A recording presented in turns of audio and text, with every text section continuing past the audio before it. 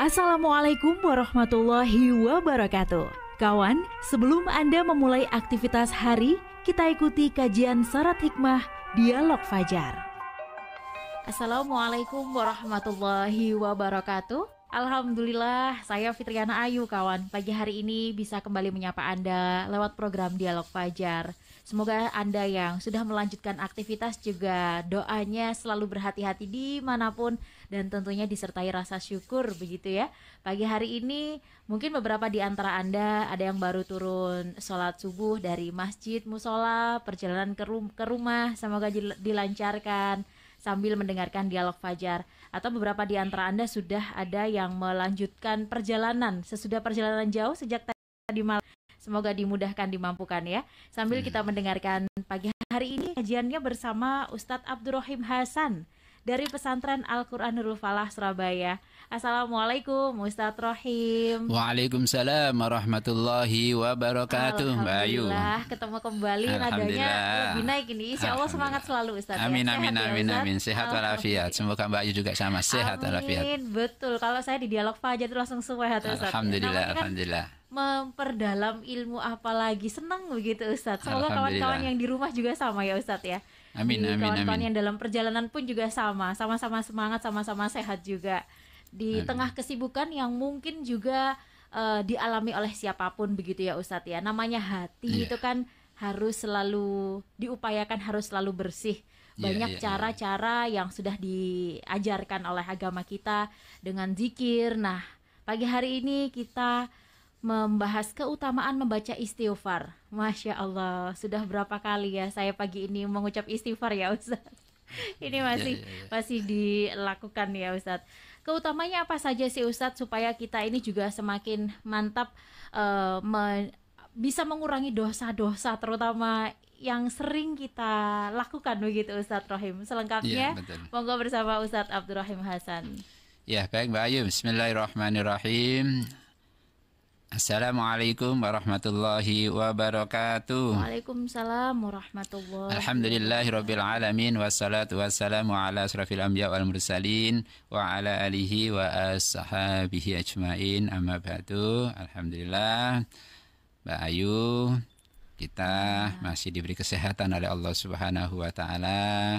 Semoga Allah selalu berikan kesehatan kepada kita terus menerus sehingga kita setiap hari bisa melakukan aktivitas kita dengan baik. Mbak Ayu, bacaan istighfar astaghfirullahaladzim, astaghfirullahaladzim, astaghfirullahaladzim itu ya sebaiknya selalu kita baca dimanapun kita berada, kapanpun kita, dalam kondisi apapun kita membaca. Karena Rasulullah Muhammad sallallahu alaihi wasallam itu mengajarkan kepada kita Mbak untuk selalu membaca istighfar. Jadi beliau seorang yang maksum, beliau seorang yang sudah janjikan surga oleh Allah Subhanahu wa taala. Itu setiap hari membaca istighfar antara 70 sampai 100 kali begitu bilangannya. Jadi ada sahabat Abu Hurairah itu mengatakan bahwa aku itu mendengar Rasulullah itu selalu bersabda demi Allah sesungguhnya aku mohon gitu Rasulullah, aku mohon kepada Allah dan bertobat kepada Allah itu lebih dari 70 kali setiap hari. Nah, itu yang disampaikan oleh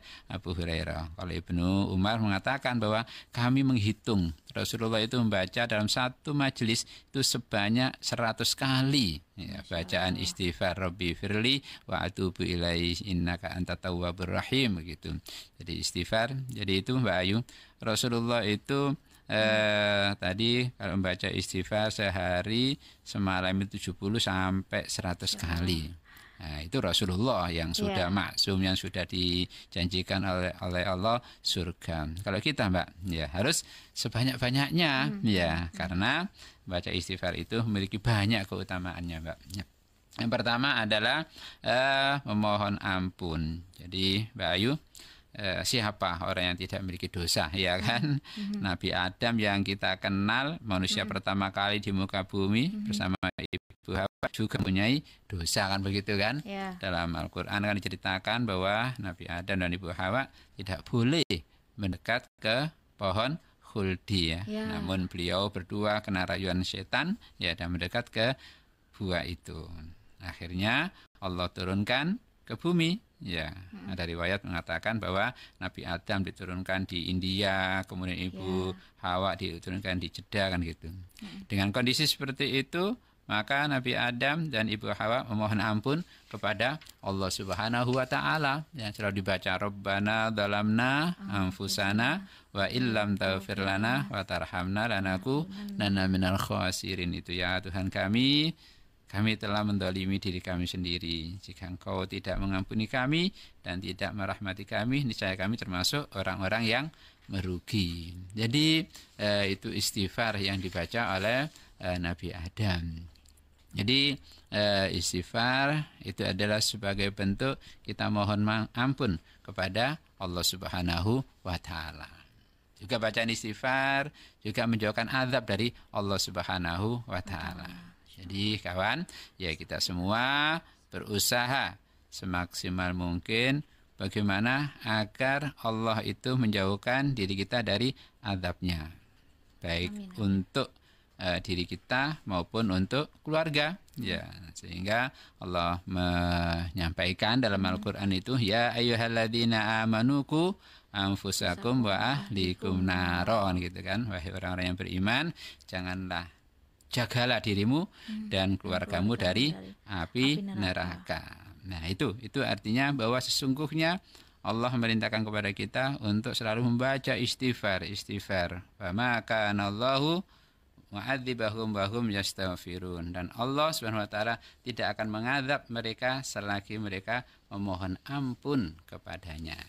Jadi bacaan istighfar yang kita baca terus itu adalah menjauhkan azab dari api neraka.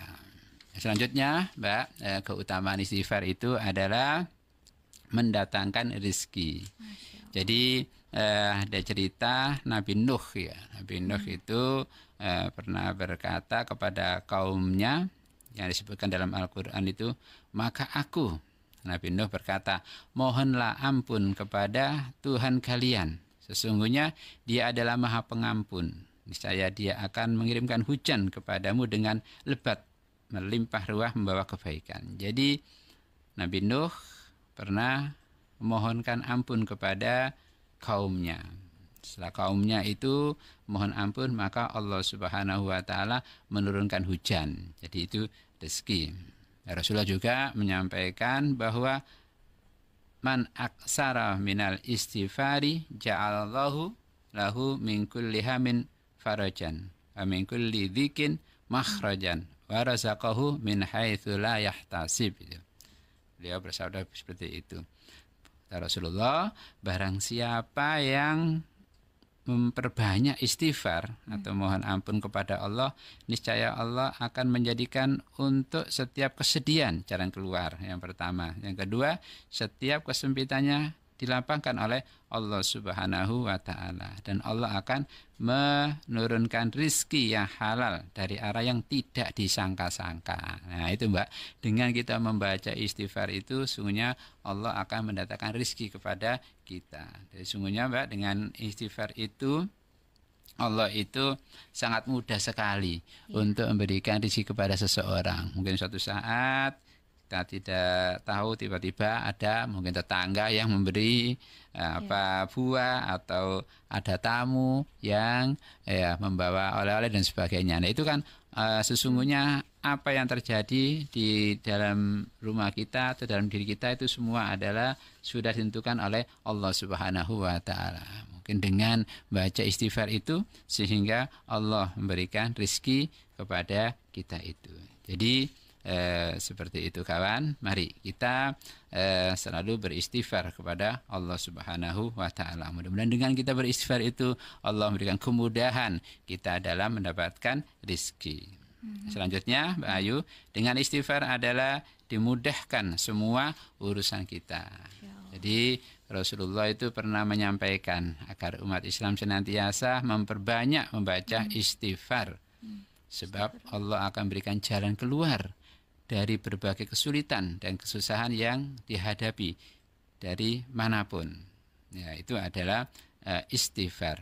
Jadi kita harus membaca istighfar sebanyak-banyaknya. Ketika kita dalam keadaan sedih, mari kita baca istighfar. Ketika kita dalam keadaan susah, mari kita baca istighfar. Ketika kita dalam keadaan gembira, juga kita baca istighfar. Dan seterusnya dan seterusnya. Jadi ada cerita ini, Mbak. Iya. Jadi ada cerita, ada Imam Hambal namanya. Jadi Imam Hambal ini salah satu imam dari 4 mazhab itu. Beliau suatu saat itu ingin melakukan sebuah perjalanan. Jadi rumah beliau itu di Irak ya, di Irak. Beliau ingin pergi ke Basrah atau ke Irak ya. Beliau ingin ke Basrah atau di Irak. Jadi suatu saat beliau itu pergi dari Baghdad. Jadi rumah beliau itu adalah Baghdad. Kemudian beliau ingin ke Basrah. Yang tidak tahu kenapa kok saya kok kepingin ke Basrah itu kata Imam Hambali itu. Saat tiba di Basrah waktu itu adalah sudah malam, sudah sholat Isya gitu. Kemudian beliau melakukan sholat Isya. Setelah sholat Isya karena malam ya sudah capek perjalanan, kemudian beliau ingin tidur gitu kan. Nah, ketika ingin tidur itu kemudian ada marbot. Masjid itu kan ada marbotnya, Mbak ya. Ada marbotnya. Dia datangi oleh marbot. Ditanya oleh marbot, siapa engkau? Saya adalah Imam Ahmad. Ya, mengatakan seperti itu. Kenapa kamu masih di sini? Kok nggak keluar gitu? Saya mau tidur di sini. Nggak boleh katanya gitu. Jadi sama marbot tidak boleh tidur di masjid itu. Kemudian Imam Hambal itu keluar di serambinya. Istirahat di serambi, didatangi lagi oleh marbot itu. Kemudian marbot mengatakan, kamu jangan tidur di sini, silakan keluar sana. Akhirnya dia keluar karena didorong-dorong oleh marbot tadi itu. Nah, ternyata di samping masjid itu ada rumah itu digunakan untuk membuat roti dan menjual roti. Jadi ada seorang tua yang menjual roti di situ. Kemudian seseorang itu memanggil Imam Ahmad itu. Hai Pak Tua, silakan datang ke sini. Kamu dari mana? Gitu ditanya. Saya dari ini. Kemudian saya datang ke sini. Saya nggak tahu saya kenapa kok harus datang ke sini. Setelah itu kemudian Imam Ahmad tadi itu tidur di rumah orang tua itu. Nah, ketika tidur di rumah orang tua itu sambil membuat roti, Mbak. Setiap apa dilakukan dia istighfar. Jadi mau ngambil, anggap aja mengambil tepung, istighfar dulu. Kemudian mau meletakkan di wajan, istighfar dulu. Jadi setiap apa yang dilakukan dia itu mengucapkan istighfar. Kemudian Imam Ahmad melihat, mengamati apa yang dilakukan itu. Kemudian Imam Ahmad bertanya, mengapa kamu kok selalu membaca istighfar gitu? Kamu kok membaca istighfar? Orang itu mengatakan bahwa sesungguhnya sudah hampir 30 tahun saya ini selalu membaca istighfar. Dan semua apa yang kumohon kepada Allah dikabulkan oleh Allah Subhanahu wa Ta'ala. Jadi lantaran wasilah apa tadi, Mbak? Istighfar. Membaca istighfar. Kecuali satu yang belum. Saya mengetahui ada seorang imam besar namanya Imam Hambal. Nah, saya berdoa dengan wasilah istighfar itu mudah-mudahan Allah mempertemukan saya dengan Imam Hambal itu. Tadi yang di hadapannya tadi siapa, Mbak? Imam Hambal gitu kan. Ternyata orang tadi itu mengatakan bahwa aku adalah Imam Hambal. Begitu itu maka dia langsung bersalama, bersujud kepada Allah Subhanahu wa Ta'ala. Jadi Imam Hambal mengetahui sesungguhnya jauh-jauh dari Baghdad sampai didorong oleh marbot itu adalah karena ingin disuruh oleh Allah untuk mendatangi seorang yang membuat roti tadi, menjual roti. Karena apa? Karena dia selalu membaca istighfar. Setiap apa yang dia lakukan dia baca istighfar. Setiap mau mengambil adonan tepung dia istighfar dan seterusnya selama 30 tahun, Mbak. Ya Allah, itu adalah wasilah atau keutamaan baca istighfar. Karena itu, kawan, mari kita selalu baca istighfar dimanapun kita berada, dalam waktu apapun kita berada, dalam kondisi susah, dalam kondisi gembira, mari selalu kita berdoa membaca istighfar, karena banyak sekali tadi keutamaan dari baca istighfar. Demikian Mbak Ayu yang bisa kami sampaikan. Semoga kita diberi kemudahan oleh Allah Subhanahu wa taala untuk selalu mengucapkan istighfar dalam setiap aktivitas kita sehari-hari. Masya Allah. Nikmat sekali ya Ustadz, kekuatan istighfar itu ternyata mampu mengubah hidup seseorang, tidak hanya menggugurkan atau mengurangi dosa-dosa kita ya Allah. Terima kasih Ustadz. Setiap harinya kita menjalani kehidupan yang penuh dinamika ya. Ada hilaf, ada salah, ada kekeliruan yang gak kita sadari. Insya Allah semakin terbiasa mengucapkan, lisan ini mengucapkan istighfar. Terima kasih, semoga bermanfaat kawan. Dan kita tutup dengan doa kafaratul majelis. Subhanakallahumma wa bihamdika nasyhadu an la ilaha illa anta nastaghfiruka wa natubu ilaik. Saya Fitriana Ayu dan juga Ustadz Abdurrahim Hasan pamit. Wassalamualaikum warahmatullahi wabarakatuh. Waalaikumsalam warahmatullahi wabarakatuh. Program Dialog Fajar yang baru Anda simak kerjasama Suara Surabaya dan Pesantren Al-Quran Nurul Falah Surabaya, lembaga dakwah yang amanah, profesional, dan berbasis Al-Quran. Pesantren Al-Quran Nurul Falah mencetak guru dan hafidz Al-Quran metode tilawati. Informasi dan berikan donasi terbaik hubungi 0822 2759 9920 atau www.nurulfalah.or.id.